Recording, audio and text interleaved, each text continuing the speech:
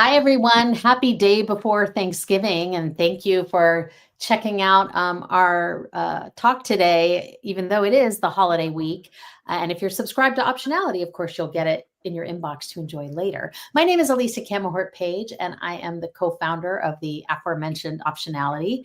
And this month of November our theme has been a wisdom exchange to take all these great community members who are experts in so many different topics. There are partners, there are premium members, there are people in our orbit, and just share generously of the wisdom that they bring to the table. And today, I'm really excited to be joined by three people who are going to share, I think, some really practical, actionable tips on how to use three different platforms for building your platform in the world. And they're going to tell you really how they get there, a little bit how the vegan sausage is made, a little bit behind the scenes. We're gonna dig in a little deep. So please, I want to welcome, of course, Jory Desjardins, my co-founder of Optionality here. Ryan Tate is our program coordinator, and he helps us with a lot of things, but particularly taking all these great videos we make and turning them into different forms of content that we use in different places. And so Jory's going to be talking about LinkedIn today, and Ryan is going to be talking about YouTube. And I'm going to start with Alyssa Zander, who I met in March, my first time ever going to Alt Summit, which has been around for a really long time. So I can't believe it was my first time. And I saw Alyssa give a presentation on how she has made her Substack a success. And of course, I was really interested in that because Optionality has a Substack. I have a personal Substack. And I was saying before we came on air that I have been to and produced I don't know how many conferences and so much programming around social media. And I just thought Alyssa's was one of the best I had seen. It was really practical, but also she's one of the few who I felt really gave us a look at what goes on when you're trying to figure out you're doing all the right things and it's not working. And she just walked us through how she decided it wasn't working, what she did to try and figure out, what she decided to do that made it better. And so many people will show you how they did the 5 things they did to make it awesome, but it's like magic. They don't let you in. It's Right. like they're magicians hiding the tricks, right? And Alyssa was not like that. And I was really blown away. And so I just emailed her out of the blue, really, just a couple of weeks ago and said, I love you. Will you come share this with the Optionality community? And I've subscribed to her Substack, which is Codependency Alchemy, but I'm sure we'll hear all about that. I wanted to start with a bit of a framing question for each of you. And when I first was talking to particularly brands and people who were not, I would say, internet natives, netizens, about how to think about all the different social platforms where they might engage. I used to try and say, look, Facebook is like someone's living room. Twitter is like a cocktail party. I try to come up with this metaphor for them so that they could try to understand that the way people are when they visit these different platforms can be very different. And what they go to LinkedIn for, they may not want to see that same thing when they go to Instagram. They may not want to consume content in the same way when they're over in another platform. So I asked all of my fine speakers before we came in to think about what would be their metaphor of what is the mindset people are in. And I'm going to start with Alyssa. And I think it's a harder question than maybe for the others because there are so many different kinds of stacks. Mm-hmm. So when I threw that question at you, what did you think of first? Yeah, I even have it on my Substack about page that all my social media platforms outside of Substack are like invitations. My Substack is like I'm welcoming you into my home, like literally my couch. Half of my podcast videos that I host on Substack are me on my couch. So I like to think of my Substack as I am sitting across from you, like you are my friend. We are in this room and sharing this space together. It's very, very personal and vulnerable. And you're right. I think there's so many different Substacks out there in the world, which is great. But I think for my Substack, it's you're coming into my home. Okay, so you have And remind everyone, or tell everyone for the first time, maybe, what is the topic of your Substack? Yeah, so my Substack is called Codependency Alchemy, and it is a place where we have built a community to do shadow work and inner child healing to heal core generational patterns and trauma.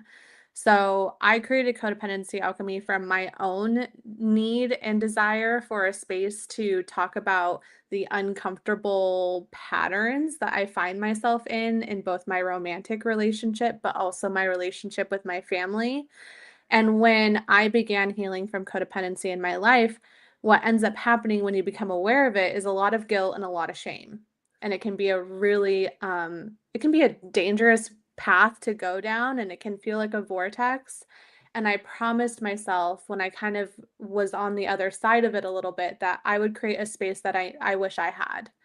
Mm. And that's what my Substack has turned into. I tried thousands of iterations before Substack, but Substack ended up being the one that felt like it could stick and that it could withstand a lot of growth and a lot more people in that space.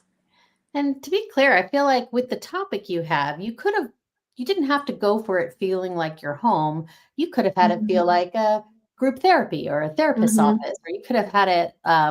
So I assume that that drove decision making, like having that image around you of what you were hosting, where you were hosting people, Mhm. kind of affects what kind of content you make and the decisions you make around how to particularly share and promote it. Like that Right. tension of promotion versus, oh, you're in a safe space. Mhm. Yeah, absolutely. I mean, I'm a writer at heart. And so Substack felt like a beautiful opportunity for me to one, like hone that and like have a place for it to live because I was writing all these emails, right? These newsletters that went out to my email list and then they just lived and died in people's inboxes, but I was really pouring my heart out and sharing some vulnerable stuff that I was getting tons of feedback was really supporting people on their journey. And so I think Substack offers a great opportunity for writers or people who are helping others move through tricky things because they can send it to their friends, right? Or they can send it to their partner or they can send it to their family where they're like, hey, this is helping me understand why we do what we do a little bit more. Mm. And just before I move on, like when you got onto Substack, did you find they had a lot of information about how to make the best Substack? Did you find Oh their my best God. practices to be useful? I felt like it was like no man's land. Like Ah, like no one knew even how to operate it. It was still so new. yeah, And well, I say that, but it had actually been around for years when even when I joined in summer of 2023. But almost nobody had heard about it when I said, "Oh, I have a Substack. What is that? What is yeah, that?" Like that would be the first question I got asked, where now I say I have a Substack and people are saying, "Oh, what's it called?" yeah. Like now there's a different response than there was before. So there wasn't there's tons of content on it now, but when I joined, I didn't feel like anyone was describing or explaining how to create a successful Substack, which is why I wanted to talk about it at Alt Summit. And it's why I also created a Substack mastermind and I Mm, do a webinar every once in a while as well because there's so much that if you don't have someone walking you through it, you would completely miss it. yeah. We're going to come back to you, but I want to just take my first question to Ryan now and say, so when you think, the thing about you, Ryan, is I know you were on YouTube. I used to always talk about how you taught yourself to play piano via YouTube, how you were like a YouTube user just for real and native YouTube user. So when you started having to create content for a business, for, a community like Optionality, how do you think of it when you're putting it together? What does it compare to in real life? That's a good question. So usually when I'm thinking about the content that I'm creating for YouTube, I kind of have to take the emotional attachment of creating it out and be like, all right, this is like a giant void. It's a whole bunch of different people that can access your content. You don't really have a way to really direct people um, towards like, I would say it's just a really big void. Like you're kind of screaming into the void and hoping something comes back. Because I think right now in the early stages of creating the content, I haven't been able to create so much community per se, but it's a good way to get content out to people that otherwise would have no idea it exists in the first place. So Would using you say that, YouTube, would you say that right now you're more thinking about trying to create for the algorithm than for a community? Because we're still at that early stage on YouTube. We just launched our YouTube, by the way, like a few months ago, and we had 0 views. I mean, I was just putting stuff there and it would get 5 views or no views. And then he started coming in and really focusing on the YouTube shorts, which we're going to get into. And now we regularly are getting like hundreds of views and thousands of views on individual YouTube shorts. So right now, is that why you say take the emotion out of it? Because you're really designing for a machine?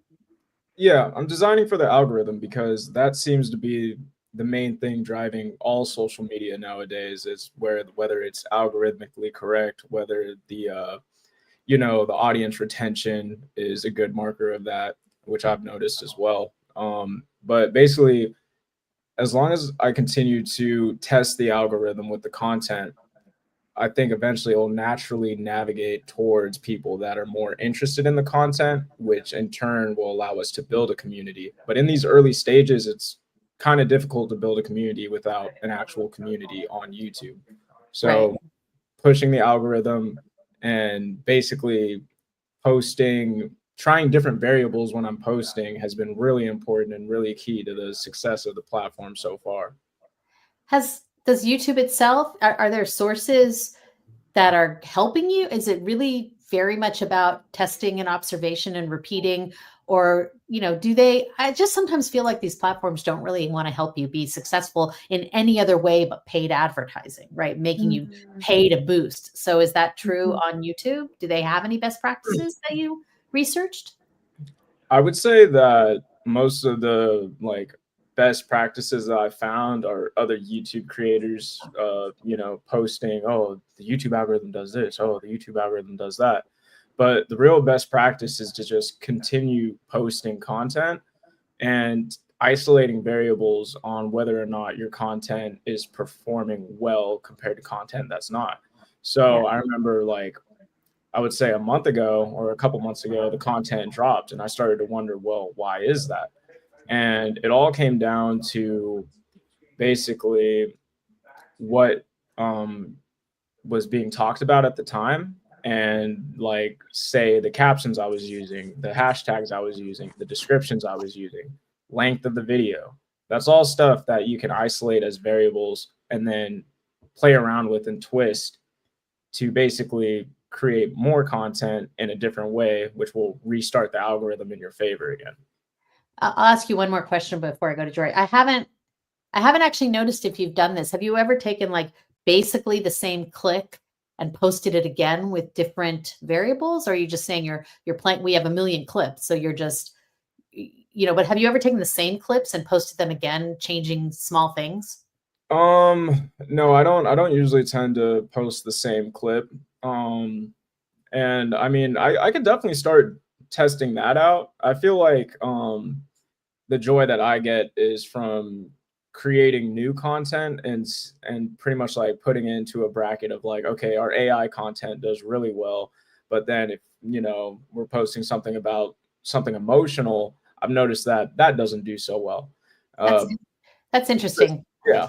We're going to come back to that because, trying to build a community, our community is predominantly women, not all women, but predominantly, just like BlogHer was. And, it's interesting if YouTube is downgrading content that's more emotional. Alyssa, are you on YouTube at all? Yes and no. I have dabbled in YouTube just because I create so much content for Instagram and TikTok that it's easy for me just to translate it over to YouTube Shorts. And I have done that. It's like another thing on my to-do list. Yeah. And so it's fallen by the wayside. I'd just be curious what you see, because I would assume that a lot of your content is pretty emotional in nature. dealing with your subject matter. So I was just curious, but I'm going to head over to Jory now. For my metaphor? What? For my metaphor? Yes. Yeah. What's your metaphor, Jory? Okay. So LinkedIn, if your resume is like the first 30 minutes of The Wizard of Oz, LinkedIn is Munchkin Land. When Dorothy lands, she opens it up and it's Technicolor. I feel like it's your resume with so much more context and so much more that you can share beyond your this many years here. You get to share thought leadership, you get to share wins, you get to share recency, you can actually like update it. There's, I mean, from a go to market perspective, right? I work with a lot of companies on their go to market. From that perspective, it's like a dreamland because people can see not just what you've done, but how you think if you do it right. So I think of it as a Technicolor version of your resume. Okay. And how do you and I have had many a conversation about the LinkedIn algorithm. Oh, And, yes. and when I say that some of these platforms seem to want to push you to boost things, I'm thinking about LinkedIn a lot. And so what kind are you figuring out best practices about what to post, when to post, how to post? You're a top voice, which we're going to get into later, but I'm like, you even have access, I think, to some resources as a top voice that maybe I don't have. So, do you like, where are you finding out your best practices? Are you like experimenting like Ryan? Are there people are they mostly other LinkedIn users or saying, here's how I crack the code? What's your story? I will qualify this. I am not, there are some people who spend a good amount of time because it's so tied to their business. For me, it is, I enjoy the platform. I enjoy posting, but it is not where I, choose to spend the bulk of my time. And I don't try to surface every single angle. I know that when we first launched optionality, it was frustrating for us because we did have this big boost. And then I realized, we started to see some of that winnow. I could send something out and it would go to maybe 1% of my followers, right? Which was frustrating. And, but not surprising because I've worked with many companies that have built LinkedIn presences, and I've had to gamify and figure out a lot of stuff. And if there's one thing that I do know, it's that in the algo, everyone talks about the algo. I'm not going to tell you word for word what you should do. Just know this much, that the algo does create a profile for you. And if you are posting against type, it doesn't give you as much love. And if you're posting off of the platform, it doesn't give you much love. So I also think that the algo figures out, and I try to validate this with LinkedIn, although they would not validate this with me. But I do think that if you are posting, as we started to continue to post under optionality, it figures out, oh, this is an entity or a business. And then I noticed that my traffic winnowed, like my personal my personal post did much better than the optionality posts. And I think it's because the rationale is, well, then pay for that sort of access to an audience. So I do think there is something in there that does optimize for paid, and it does understand. We also have a business page on the platform. Yeah. And I do notice over time we get little like, hey, you could also boost this. You could do that. You could do that. And we have boosted, right? And we have seen more performance. So it gives you little tastes of performance to help incent that behavior. To keep you stuck. Okay. So now we're going to start digging into more nitty gritty, and I'm going to start with Alyssa. So as I said, what I really loved about your presentation was you talked about your beginning, gosh, I'm doing everything, but things aren't happening the way I want them to, and your thought process to change over what you did and to really double down on what worked and drop what didn't. So I know we don't have, like, you gave a whole hour presentation on this whole thing, and we don't have that much time, but can you walk us through a little bit what you hoped for, what you didn't see, and what you did then? Yeah. So when I started my Substack, it was summer of 2023, and my intention was I'm going to move my membership, which had about 20 people in it, from this platform, which wasn't really a platform, it was like Telegram, over to Substack. And then I'm going to start posting on Substack regularly, like 2 times a week, 1 to 2 times a week, so that I wasn't ghosting my newsletter, right? Because at that point I had gotten quite a lot of email subscribers, but I wasn't emailing them or connecting with them on a regular basis. So Substack was kind of my goal to do two things, right? Connect with my audience that I had built off of social media, while also simultaneously hosting a membership on Substack. So 6 months in, I'm doing that, and I basically just have negative 11% growth. Like, people were just unsubscribing. And So, it and were these people that you felt like you knew? Was each time it happened a little pang to your heart? You can't look. I can't look. I can't look to see who unsubscribes. Oh, you're That's none of strong. my business. That's none of my business. Oh, um, but you know, unsubscribes in general, right, are kind of a little bit of a ping to your heart. Well, and especially when that's all I'm getting. So it was like starting at this number and just seeing it, every single email go down and down and down. And after 6 months, so this is December 2023, I was like, clearly what I'm doing is not working. Like, at what point am I going to admit to myself that this, how I'm doing it, is not working? And so that's when I started just looking at every single one of my Substack posts and researching it. What am I talking about? How am I talking about it? What am I complaining about? I'm complaining about nobody subscribing. I'm complaining about nobody upgrading. I'm complaining about, nobody liking or sharing the posts. And so I'm looking through all these posts, and it's like, oh, I'm not asking anyone to subscribe. Oh, I'm not asking anyone to upgrade. Oh, I'm not sharing any of these things to social media. So I realized that all these things that I wanted these posts to do, I wasn't even doing, or I wasn't even inviting for the thing to take place. So in January, I told myself, okay, I'm going to write all of these posts over, but better. I'm going to have a better title that is more,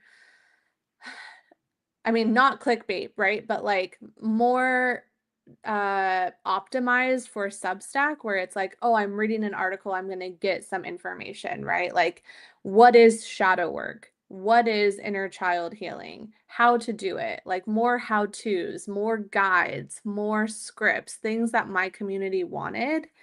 And I lowered the pricing, and I did not post anything without adding subscribe on there.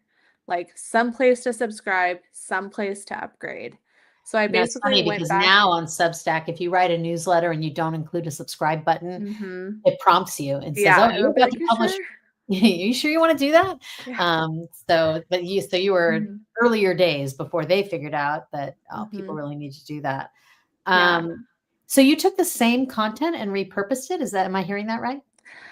More or less, like I basically archived a lot of those posts, but took the ones that I really liked or that I was really proud of myself for writing.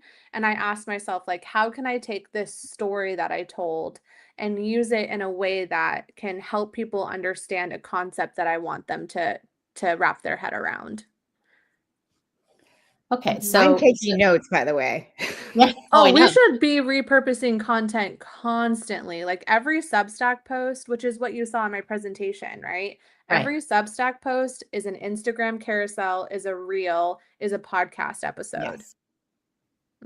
It's like We had all a of the gross things. term for that when I was in media, we called it chopping the chicken. And Oh, Yeah. you got to chop it 10 ways. And the other Mhm. thing that I learned was, and I used to say, oh, I've already said that. I've already released that. No, you cannot Say repeat it again. yourself too much. Say it again. I've been saying the same thing for 3 years. If you were to go through and listen or read my posts on my Instagram or on my Substack, I'm saying the same thing over and over and over again. Sometimes quite literally the same post, I will just repost it. I will archive the old one. I will make a new one. I'll update it. I'll reuse it. I'll use a different title. I'll try to optimize it and just like what went well, what didn't go well. wow. Yeah.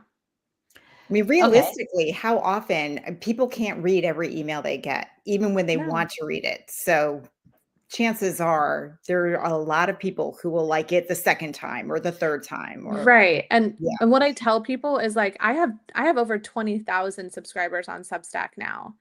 I have never ever in my life gotten a message from someone or an email from someone or a comment from someone saying you already posted this. I used to know this about places like Twitter and, Insta that because I used to know, I just never thought of you're blowing my mind because I used to know I could look at Twitter and see that 0.2% of my followers saw any one tweet. Mhm. And it's the same. It's not better on Instagram. It's not better on LinkedIn. Oh my God, the views I get on LinkedIn versus my followers and contacts, it's like a less than 1% see. So Yeah. I used to know you can share the same tweet. You can say the same, you can promote the same things. Like no one's going to get sick of it because they don't even, it's true on Facebook too. It's true. I never thought of Substack in the same way. So you're kind of like Mhm. blowing my mind right now. Were there any other major changes that you did to how you shared your content or how you Yeah. talked about how you're kind of re-optimizing your content. How about Mhm. how you shared your content and how you Mhm. tried to, I mean, you're making a concerted effort to grow and Mhm. optimizing the content is part of that. What's Mhm. another part of that? Yeah, another part is that I use social media to grow my subscribers. So in the next 6 months, right, summer 2023 to December 2023, I lost 11%. January 2024 to June 2024, my list more than doubled in that time. Like I went from 4,000, the number is 4,210 to 8,607. And the biggest thing that I think that I did was I used social media. I started posting it on my Instagram stories. I started making carousels. What I did was I used Canva. I made my own template because Instagram doesn't want to see the Substack, logo. It's Yeah. like it sees it and it'll throw it away. So I basically made my own version of that in Canva, and I would just copy the title, paste it on the front page of the Canva, copy the subtitle, paste it on the Canva template, and then copy the first sentence on the next slide for the carousel. I didn't change anything. I am telling you, I copy and pasted my Substack post onto a carousel, and then I wouldn't do the whole thing. I'd kind of just do maybe the first paragraph or 2 paragraphs depending on how long it was. And then on the last slide of the carousel, I would say, if you want to read the rest of this post, just type read in the comments and I'll send it to you. And so then I started sending my Substack to people in the DMs. There's actually a tool for that, right? Yeah, I use ManyChat now, but I didn't when I started. You would manually do it. I manually I still sometimes do. I did this week. I said, "Hey, I'm dropping some real vulnerable stuff in my Substack this month. Make sure you're subscribed on my Instagram story." And I give a little button. Engagement buttons, I probably know more about Instagram than I know about Substack, to be honest. Right. But engagement on Instagram stories is a huge way that I've grown my Substack as well. And then they just tap the emoji button, and I did it this week. I individually sent each one of the people who tapped it my Substack. Wow. Mhm. Can I ask Alyssa a quick question just Yeah. related to that? So I'm not a big Instagram user. So I'm wondering, is there a big audience of people who are looking to read about personal topics? I always thought of Instagram as, like quick bites, visual type Mhm. content? I'm just curious to know. I mean, my audience is like so invested in my personal life. It's like, but like not in a bad way, you know, like it's, I story tell on my Instagram. My Instagram is my living, breathing journal. So is Substack. And so it's personal for me. I think Mhm. sometimes, yeah, there is like bite-sized things, but my stories are like one of the biggest converting pieces. What's your Instagram handle? It's my name, Alyssa, Alyssaa, and then my last name, Xander. You know, when your name's taken, you gotta like get creative. I added a couple extra A's in there in the All middle. right. Okay, cool. So we may come back to you, and feel free to chime in, but I'm gonna head over to Ryan and talk about YouTube for a little bit. So the first thing you told us, Ryan, when we brought you on to help us with this, is that we gotta make YouTube Shorts. I was posting full videos, and our live videos will go automatically. So they were all like full videos and live videos and all of that. And I was not using YouTube Shorts at all, even though Substack, when you put a video on Substack, it gives you clips. But I just wasn't really thinking of YouTube Shorts as the place where I should play. So tell me, why did you think YouTube Shorts, or what did you know that made YouTube Shorts such an obvious, like you gotta get on this first?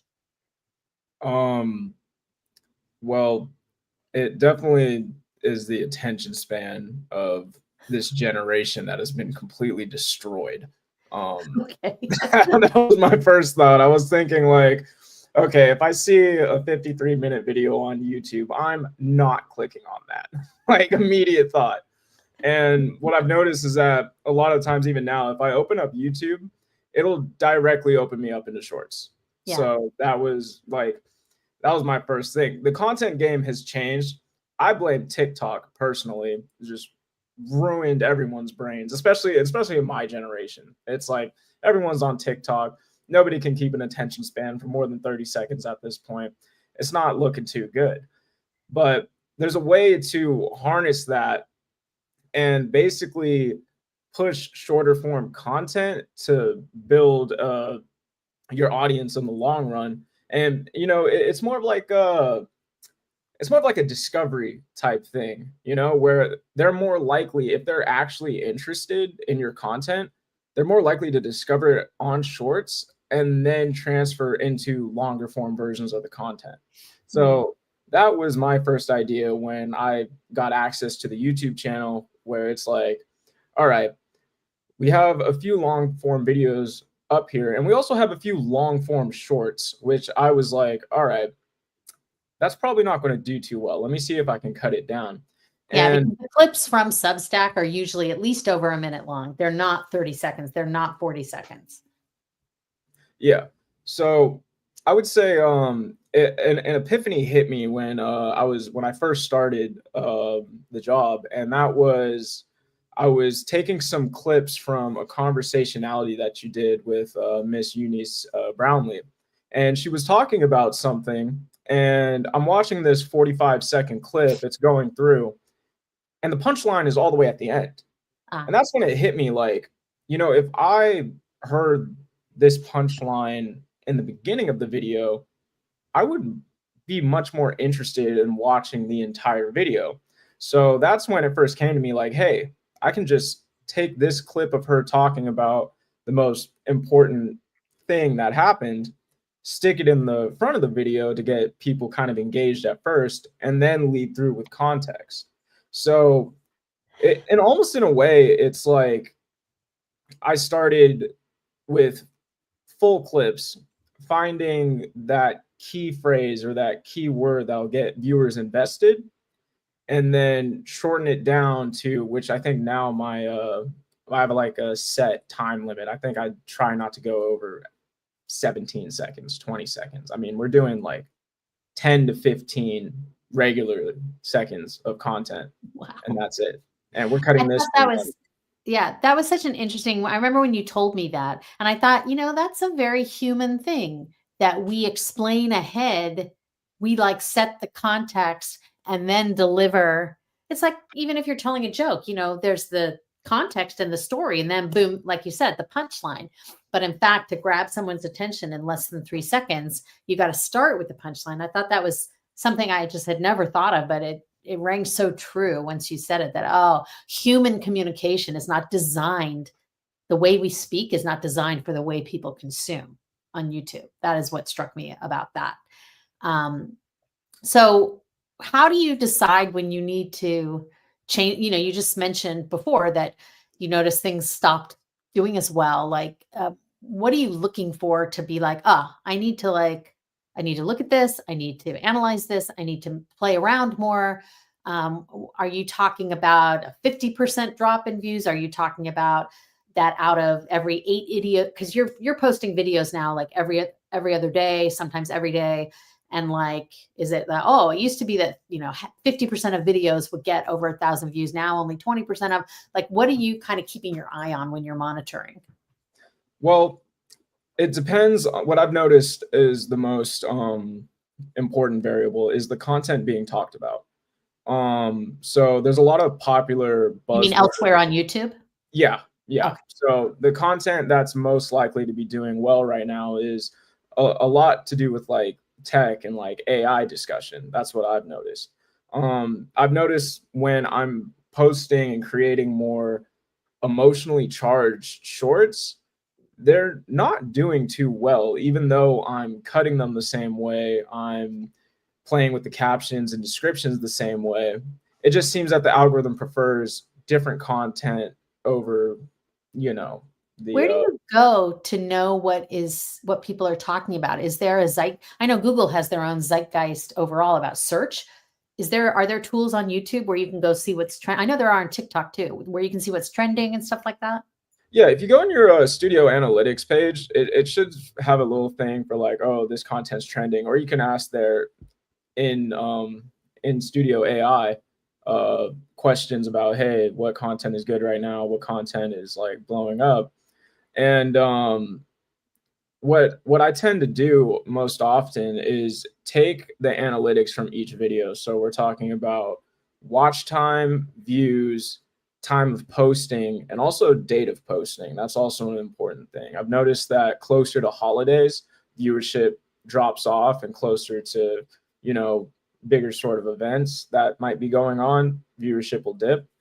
But it really is just like kind of like a mad scientist sort of experimentation with the content, where it's constantly changing. The algorithm is constantly changing, and they're not going to give you a set blueprint on how to maximize potential in the algorithm, or else we'd all be, famous YouTube creators. So it really is just keeping track of your metrics and really finding creative ways to improve your content that will in turn get pushed more algorithmically. So we've decided to focus on YouTube first and kind of try to get a handle on that. But theoretically, couldn't we, all these YouTube shorts you're making, what do you feel like you'd have to do to make them go on TikTok or Instagram Reels, or in fact, Facebook has Reels now too, right? Like, do you feel like that you could plop them the same ones? Like Alyssa's talking about repurpose your content. What was it you said, Jory? Chopping the chicken, right? Do you think you could just share those same shorts in those other platforms and the performance would be similar? Or do you feel like in each case, these different platforms are designing so that you'd have to tweak them? I think each platform is designing that you definitely have to tweak your content. And I definitely can just right now, most of the shorts I've created, they are ready to go on different platforms. I personally wanted to get a mastery of YouTube first because it just seems like not to say the easiest route, but it has the most control right now. Yeah. And so I'm using YouTube as kind of like the control variable, where it's like posting on one platform, posting all this content. This is controlled. I know what's going on and how to fix things if they're not working. Right. It is my goal to start adding in these other platforms such as Instagram Reels, TikTok, Facebook, and really all the videos I've created so far, you could easily drop them into every single one of those platforms. But we would start to have to create another sort of experiment with Right, captions. another workflow, basically. Yeah.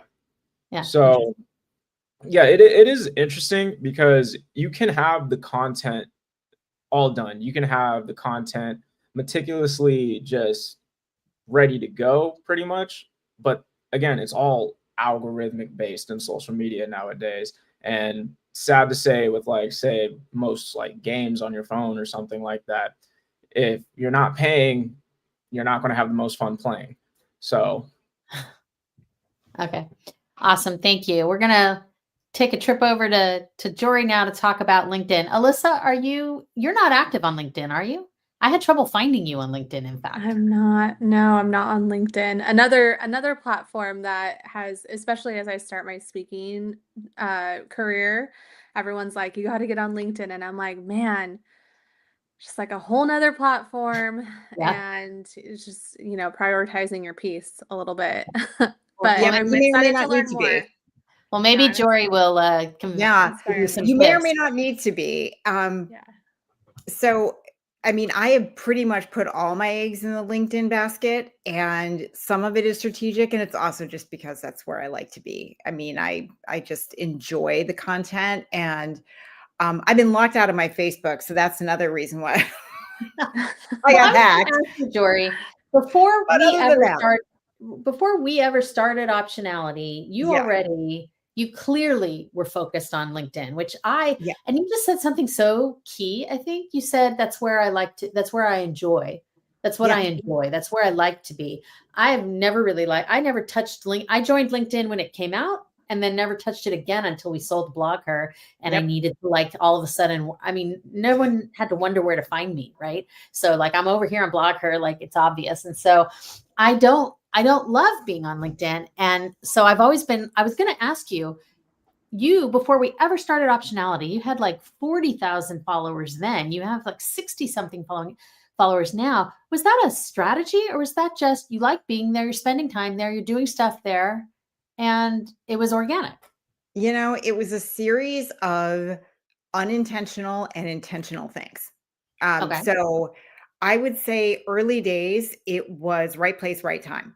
Very early user and was developing content when content was just starting to emerge on the platform Yeah. and had a relationship with LinkedIn. I mean, they were asking me to write something. And so when I started that, when you have those relationships like you did, remember with Google Plus, and all of a sudden Elisa's got 2 million followers. I'm like, how that happened? Yes, it's true. I had a relationship with them. But the challenge was I didn't really value all of that. I sort of was like, yeah, okay, you want me to write something? I'll write something. I've got blog her. And then when we exited and I was figuring out what I wanted to do, I used it as a thought leadership platform. I was working through things that interested me and would write thought leadership pieces, and some of them went viral. I remember getting one of my pieces, which at the time seemed like a lot, got 50,000 some odd followers. Now, for some posts, Still seems that's like a lot to me, but yeah. I'm sorry, not followers. Just readers of a yeah. post, though, so of an article. And I was like, what happened? So some of that, I realized it was right place, right time. I wrote about something that was very interesting. I've always liked to be on the vanguard of new tech and figuring out stuff. So a lot of, I started to get some people reading me for that.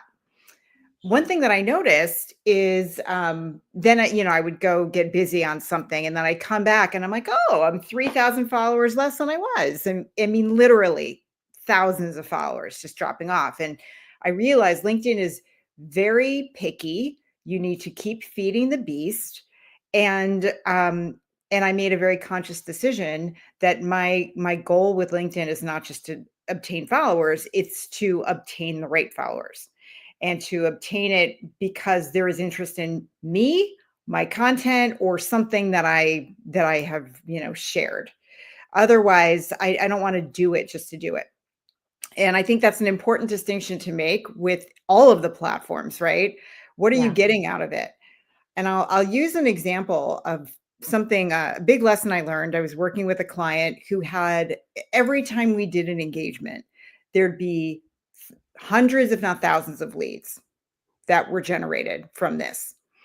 And over the course of maybe a year of working with this client, we realized that hardly any of them were converting into customers.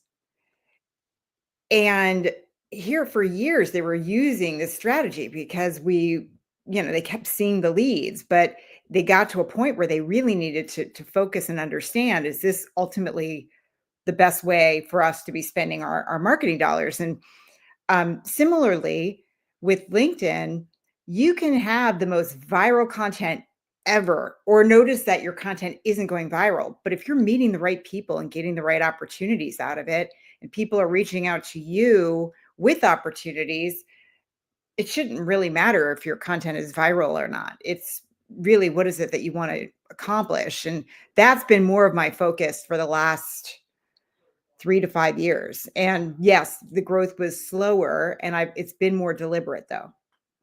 Well, that's so interesting. I also think there's this concept of who do you want to be talking to? Like, I've been enjoying being over on Threads, and it's really weird. I very regularly post things that get thousands and thousands of views. The follower count barely moves though. So it's clearly not part of the culture over there. The For You page, actually, like on TikTok, actually, the For You feed is pretty good over on Threads. So I think people just feel like, I don't need to follow that person. I'm getting fed what I like. That's how I feel on TikTok. I get fed what I like, but I realized that what I want out of it, I want to replicate the early Twitter experience of being at a funny, chaotic cocktail party of bunch of weirdos to meet. That's what I get over on Threads. And I don't care if they're following me or not. I just like all the individual conversations. But on LinkedIn, I feel like I get, I don't know, I guess because it's purported to be a professional, this is where you're building your professional network. I feel so much more anxiety about, like, what am I doing and what am I not doing? And especially for optionality, to just, like you said earlier, they don't want you to link off the platform. And I'm like, but I don't work. If this is a professional platform where we're all supposed to be sharing our work and our profession, we don't work for LinkedIn. So of course we want people to go elsewhere. So have you figured out any magic to, like,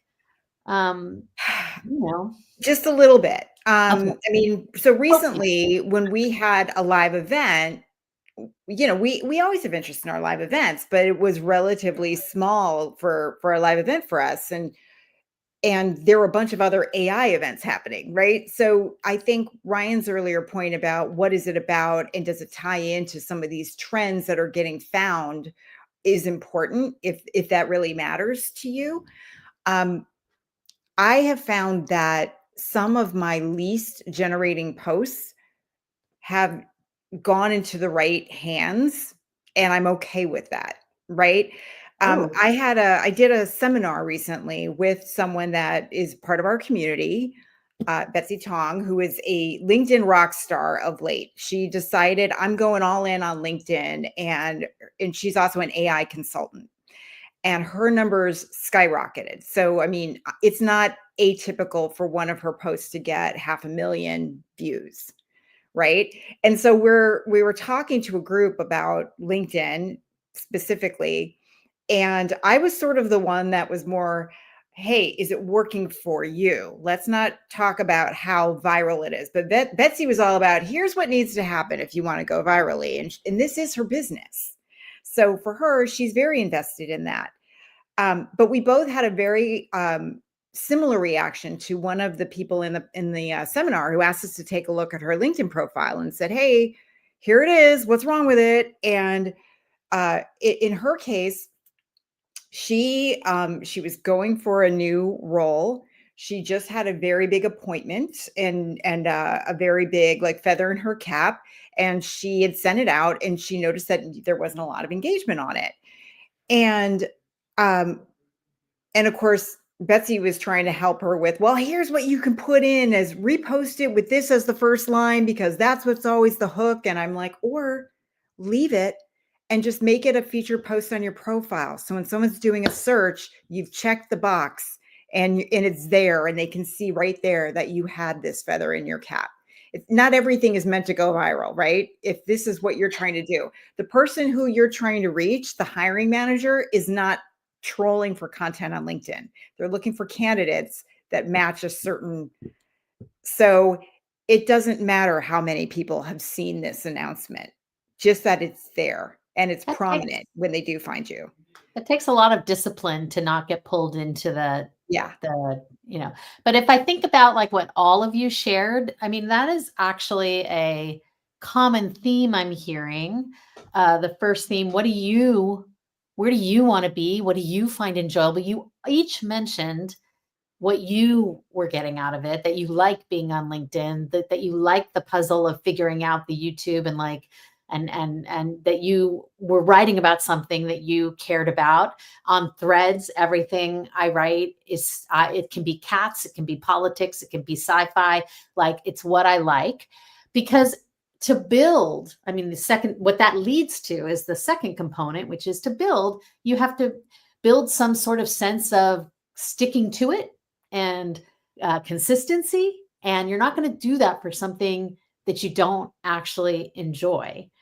And the third thing that I feel is kind of a consistent thing is that you can try to align your content. Yes, you can try to care about the algorithm. You can try to care about what's trending. You can try to use best practices.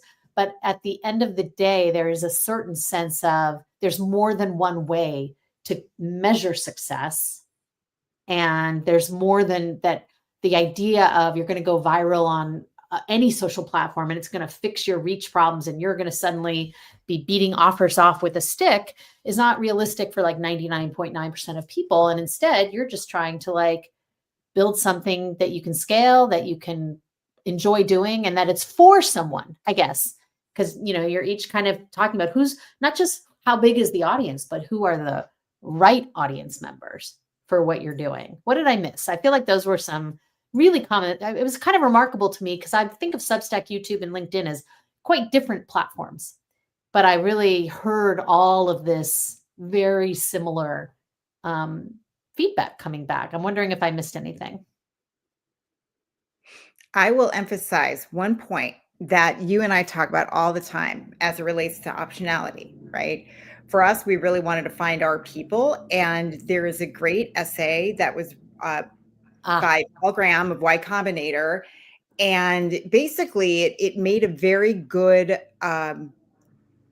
it was a good rationale for focusing on your true fans versus sheer virality, because these fans, if you will be more engaged. If you have a business, they're more likely to subscribe and pay for the service. And really focusing on where they are, what they are needing is more important than just being everywhere to everyone. I'll put the link in the show notes, but Jory shared this with me very early on when we were figuring out what we wanted to do to create optionality. It's called 1,000 True Fans. Because I said to her, when we had been talking about the optionality concept for a very long time, she's like, I think we should build something around this. And I said, okay, and we co-founded a company together before, and we raised venture capital and we sold the company, and 80% of our revenue was from advertising online. Mm-hmm. And I said, okay, but what if I don't want to raise venture capital? And what if I don't want to sell advertising again? Mm-hmm. I've done that and I don't want to do it again. And then she shared that 1,000 True Fans. And it does kind of guide how I think about this, which is find the right people, because then they're along for that journey with you. And Alyssa, I feel like you are living that. You've got, in fact, more than 1,000 True Fans, but you are living that right now. Like you have your 1,000 plus True Fans, and they will go on any journey with you, won't they? Most of them? I like to think so. I think that I love that you guys are mentioning this, because I think virality is something that can be so intoxicating and you can get stuck on it. And as someone who has more posts that have reached over millions of views, like dozens and dozens of times, I can promise you that it doesn't give you what you think it does, right? Like, I think we have this idea that it's going to provide us with something, whatever that something is, income, new leads, clients, and it doesn't a lot of times, or it's going to fill some void and it doesn't. And I feel like recently I have also made this shift of, I've been so fixated on inviting people to the party, like with content, like come to the party, come to the party, come to the party, party is Substack party at my house, but I'm forgetting that there's thousands of people at the party at my house, but I'm still out giving invitations, you know? So Yeah. it's like I'm in this pivot as well of like, you know what? Everyone who's supposed to be at the party is here. Can I just enjoy the party with everyone who's at the party already? And so, I mean, this month I went on live on Substack, which I love that feature. And I was begging for it. I was like, if Substack just had a live version, it would be perfect. And it came along and I've hardly ever used it. And so I now I'm turned like, off my mic, but Alyssa, I Yeah. was just saying, Ryan, that was the money quote for this. Yeah. What she just said about wanting to enjoy her party. Okay. Just Yeah. so you know. It's so I true. will be That was it. purchasing that Well, later. You remind me of two things, Ryan. Remember when because we find that even on the posts that get a lot of views on YouTube, we're not getting a lot of comments or engagement. And then there was a post that got comments, and then all the comments were like bot / troll. And we're like, why did we want comments? I noticed that on YouTube too. YouTube has so many bots. Yeah. It's wild. Yeah. I don't So experience that on TikTok. I mean, TikTok, there's, those scammers, but Instagram, I hardly ever experience it. But YouTube, holy moly, that's all my comments were. Yeah. So. And I'll say the type of bots that you'll get on YouTube. It's really funny that our most commented short was on someone talking about the little bit of an education crisis when it comes to people doing masters and PhDs. And then I post that, it gets a bunch of traction. I'm just looking at the comments, they're like, good. Like, what do you mean good? That's not well, they were anti-education, but they were bots. They were clearly bot people, saying the same thing. Yeah. It's funny though. I will say that I will tell this little anecdote. So I have for years and years and years, I don't even know how many years, I started doing it on Twitter. So obviously I quit Twitter years ago now. I post a little daily accountability post. I have a hashtag, not habits, not resolutions, just habits. And I have a habit tracker app. And every day I post how I did on my habits. And it started before the pandemic even. So it's at least 6-7 years old. I have been posting this every day for years for myself. It's like a little accountability. Yes, I took my vitamins. Yes, I drank my water. Yes, all these things. And then I'll put commentary on what else, a little bit. It's like a little daily report. No one ever reads these things. No one ever likes them. No one ever comments them. I move them over to Threads. Still the same. I don't know what happened. In the last few weeks, all of a sudden, these posts are getting tens of thousands of views on Threads, sometimes hundreds of thousands. Still, nobody really likes them. I'll get like 3 likes. Still, the only comments are like super unintelligible, spam comments. And then so I posted, this is so weird that I'm getting all these views. And what happened then is about 3 or 4 or 5 people I actually know and engage with regularly on the platform said, oh, I love those posts. They really encourage me, or they give me ideas or whatever. And I'm like, oh, those like little 3 people. I was like, oh, that made like all these years I've been doing that. It wasn't just for me. It was for these 3 people. And I loved that, and so it's so funny. I mean, it's just, Ryan had it right early on when he said, it's not just Gen Z whose brains are getting broken. Ours have gotten broken in various ways as well.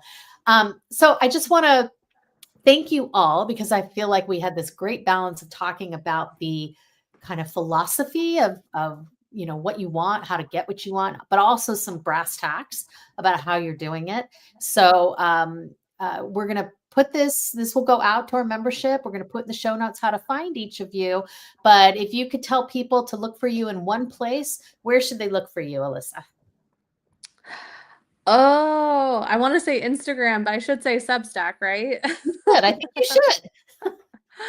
Substack. My Substack is Codependency Alchemy. And yeah, we'd love to have you over there in the community. And if you were intrigued by Alyssa's advice here, you are doing a mastermind focused on building your Substack. It starts when? Yeah, I am. It starts December 8th, but I am doing actually a webinar, which is going to be the talk that you saw at Alt Summit Oh, next Monday on December 1st. So, and it's free. So if anyone's like, hey, I want to hear just more about Substack and even feel into if it's the right platform for me, I'm doing a free webinar next Monday, December 1st. okay. We'll put that link too. And you all Mhm. should attend that because that's what I attended and I thought it was amazing. Ryan, where should people find you? You guys can find me on my LinkedIn at Ryan Tate, or if you so happen want to see into my personal life, it's Ryan C. Tate. Yes, I got my full name on Instagram, Instagram handle. So Okay. winning over here. But yeah, usually I'm more active on LinkedIn when it comes to professional matters, and that should be the place to find me at. Okay, great. And Jory, well, You how would know you what like I'm going to to say. Optionality.life. That's But right. you're welcome to Find look me up that. on LinkedIn. I was talking about LinkedIn, but I Oh, talk about optionality.life on my LinkedIn. So she is a top voice on LinkedIn. So, but yes, yes. optionality.life. We're wrapping up our month of wisdom exchange. And we hope that in this whole month of us talking to so many wise people about so many different aspects of managing your portfolio life and your optionality driven life, we hope we were able to share some really practical, actionable advice with you. Thank you, Alyssa. Thank you, Ryan. Thank you, Jory. We'll see you next time. Thank you. Thank you.